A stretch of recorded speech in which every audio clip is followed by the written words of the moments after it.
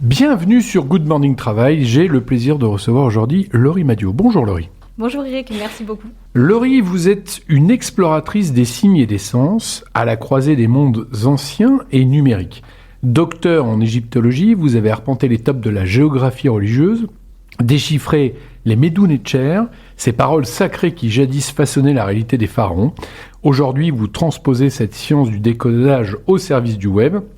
Consultante SEO, vous révélez aux entrepreneurs la puissance d'une écriture codifiée, stratégique et performative.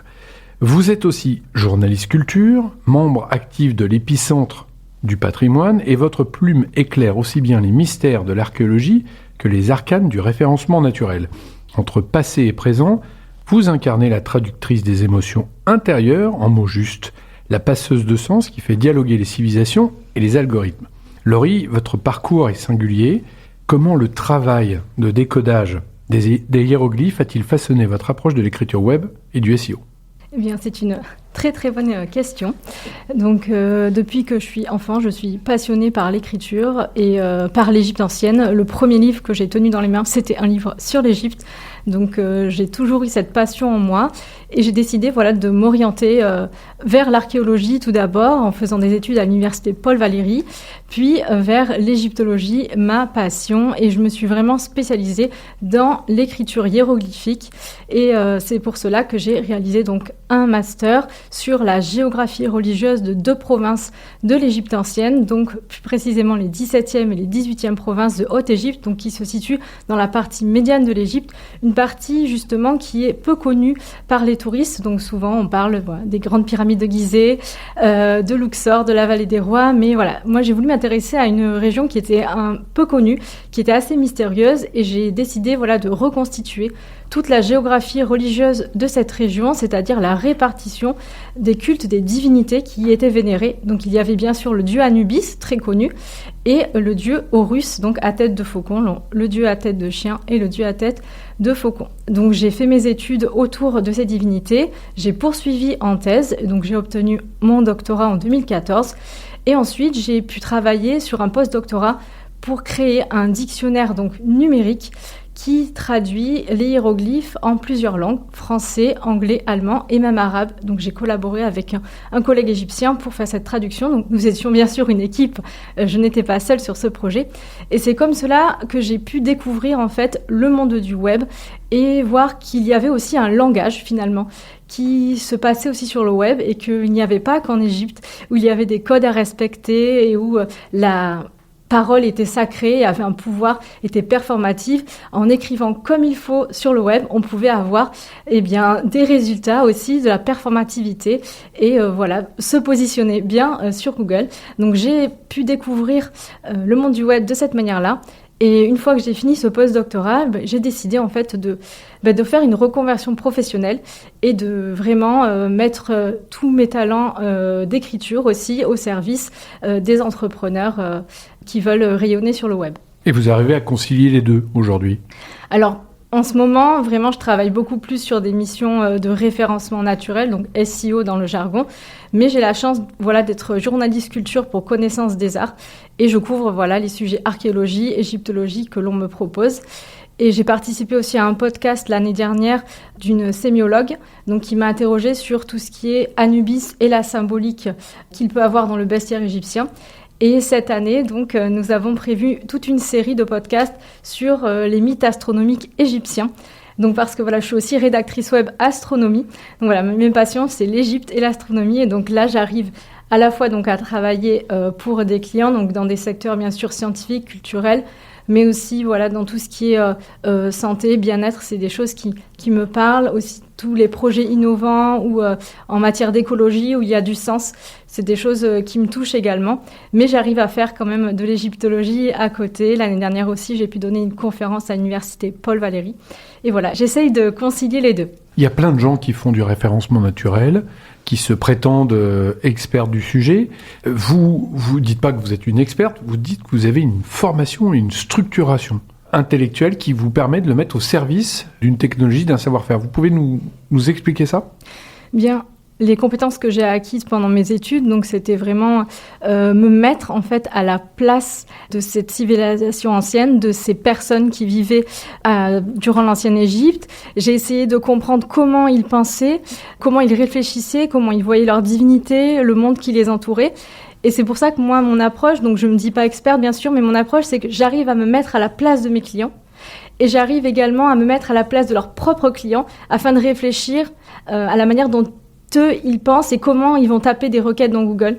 Et donc, c'est peut-être ça ma force, c'est que j'arrive à vraiment me mettre dans la peau de mes clients et de leurs propres clients pour pouvoir leur proposer la meilleure stratégie possible et le meilleur langage possible sur leur site internet. Et parfois aussi, j'écris pour les réseaux sociaux. Donc, c'est quelque chose aussi que j'utilise à ce niveau-là. On parle aujourd'hui de SEO, donc référencement naturel. On parle de GEO. Vous êtes aussi sur cette partie-là. GEO, c'est le référencement depuis l'intelligence artificielle générative, ChatGPT et autres. Oui, donc ce sont des termes qui reviennent beaucoup en ce moment. Comme on peut le constater, en fait, pour être bien référencé dans les moteurs IA, il faut tout d'abord être bien référencé sur le web, sur Google, sur les réseaux sociaux, avoir une présence, un personal branding aussi. Donc, pour être dans les IA, il y a des techniques en fait pour, on va dire, inciter les IA à plus citer les sites, mais la base, c'est vraiment le référencement naturel. Donc, on a beaucoup d'acronymes en ce moment, les gens sont un peu perdus. Donc, SEO, les LLM, enfin voilà, toutes ces choses-là.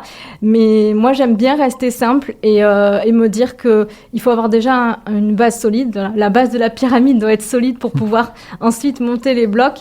Et dans un premier temps, c'est vraiment très important de travailler le référencement de son site web et ensuite réfléchir à comment on pourrait être cité par les IA. Il ne faut pas oublier que les personnes, quand elles font des recherches dans les IA, elles veulent avoir la réponse, elles ne veulent pas forcément acheter quelque chose ou avoir une image d'un produit.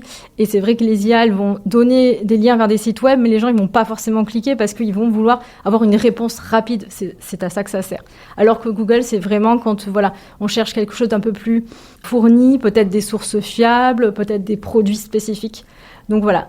Effectivement, ça coïncide, ça va ensemble, mais voilà, il y a un grand débat là-dessus, donc je ne m'étendrai pas trop, mais voilà. Comment vous procédez ? C'est-à-dire que l'entreprise, elle fait appel à vos services, vous faites quoi ? Une analyse de ce qui est de l'existant ? Comment ça se passe ? Oui, exactement. Je propose un audit de l'ensemble du site, donc je vais analyser les 3 piliers du référencement naturel, donc qui sont la technique du site. Donc par exemple la vitesse de chargement, est-ce que le site est adapté au mobile, est-ce qu'il peut bien être lu, est-ce qu'il est indexé par Google, parce que je remarque qu'il y a beaucoup de sites qui sont en ligne mais qui ne sont pas indexés. Donc en fait, le site, personne ne peut le trouver s'il n'est pas indexé. Donc ça, c'est des choses que je pointe dans mes audits. Ensuite, bien sûr, le contenu, mon dada, ma grande passion. Donc, j'analyse tous les mots-clés. J'essaie de voir quels mots-clés se positionnent bien, quels mots-clés pourraient être améliorés. Je donne aussi des recommandations. Je regarde bien sûr les articles de blog, comment ils sont structurés. Est-ce que c'est lisible? Est-ce que c'est clair? Donc voilà, les hiéroglyphes, c'est clair, c'est carré, c'est concis. Et pour moi, l'écriture web, ça doit être pareil. Ça doit être agréable à lire, mais ça doit respecter une structure qui va donner envie, on va dire, aux robots de Google, mais qui va aussi passionner les internautes. Et enfin, tout ce qui concerne la popularité, donc est-ce que le site il va recevoir des liens externes ? Est-ce qu'on va le citer, par exemple, dans un journal local, dans un annuaire, sur d'autres sites internet ? Et c'est ces 3 piliers qui permettent à un site de bien se positionner. On peut parler économie. Vous auditez, c'est pas gratuit, j'imagine ? Les audits complets, donc je les facture, mais je propose à peu près 5 fois par mois des mini-diagnostics gratuits. Donc pour les entrepreneurs qui seraient intéressés, d'ailleurs si certains auditeurs sont intéressés, ils peuvent vous contacter. Donc voilà, je propose des mini-audits aussi de temps en temps, donc ça c'est un peu des offres spéciales, voilà, à peu près 5 par mois. Un moyen de récupérer des clients. Mais concrètement, si demain vous utilisez vos savoirs au service d'une entreprise, un audit, c'est quoi ? C'est en fonction du temps ? Alors, un audit pour un site classique, entre guillemets, qui a des pages de service, pour un prestataire de service, ça coûte à peu près 500 €. Par contre, pour un site e-commerce, où il y a beaucoup plus de pages, donc ça peut coûter entre 700 et 800 €. Parce que voilà, ça va me demander plusieurs jours de travail et toute la restitution aussi qui se fait. Parce que je fais l'audit de mon côté, il y a tout un document qui est complété et ensuite il y a 1 heure à 2 heures de restitution, soit en visio, soit en présentiel avec le client. Donc ça, c'est l'analyse, la préconisation et derrière, vous facturez quoi au temps passé quand vous faites l'optimisation? Alors, quand j'optimise, c'est qu'il y a plusieurs étapes. C'est qu'une fois que la personne veut travailler avec moi, je vais mettre en place toute sa stratégie. Donc, ça veut dire qu'il va falloir que je fasse toute la stratégie de mots-clés, tout le planning éditorial. Et là, c'est plutôt au forfait que je fonctionne. Et ensuite, si la personne veut me déléguer toute sa rédaction, eh bien ensuite, je rédige les pages fixes des sites, c'est-à-dire la page d'accueil, les services à propos et les articles de blog. Donc, moi, je préfère travailler au forfait. Et quand c'est des optimisations de pages déjà existantes, c'est à l'heure, du coup, que je fonctionne. Et vous êtes rémunéré aussi à la performance? C'est-à-dire que on vous demande d'être référencé en première page. J'imagine que ça se passe comme ça, non? Alors, c'est un peu difficile de garantir d'être en première page, en tout cas en première position. Ça m'arrive, certains de mes clients, j'écris des articles, ils sont en position 0, comme on appelle. La position 0, c'est vraiment arriver tout en haut, au tout début. Donc voilà, juste après les pubs, s'il y en a. Donc voilà, je garantis en tout cas que sur le long terme, la personne va pouvoir avoir des résultats. C'est quoi la typologie client pour vous, Laurie? Alors, ça dépend vraiment en fait de ce qu'on me demande. Donc, je peux accompagner des entrepreneurs individuels, donc des personnes qui se lancent, qui sont un peu plus avancées. Donc, il y a beaucoup de femmes. Et aussi, je coach... Parce que je crois que vous appartenez à un réseau particulier. Vous voulez en dire quelques mots? Oui, j'appartiens au réseau Mampreneur France et je co-dirige l'antenne de l'Hérault. Et donc, c'est un réseau qui accompagne la réussite des mamans chefs d'entreprise, parce que je suis également maman, j'ai 2 enfants. Et donc, j'accompagne aussi pas mal des membres de ce réseau-là, mais c'est sous un autre format, dans le sens où je fais beaucoup de coaching, c'est-à-dire je leur apprends à devenir 100% autonomes. Donc là, je leur donne en fait tout ce que je sais, je leur explique tout, je leur livre tous mes petits secrets, et ensuite elles peuvent le faire elles-mêmes, et en 4 ou 5 semaines, selon la typologie de leur site, je peux les aider à devenir autonomes.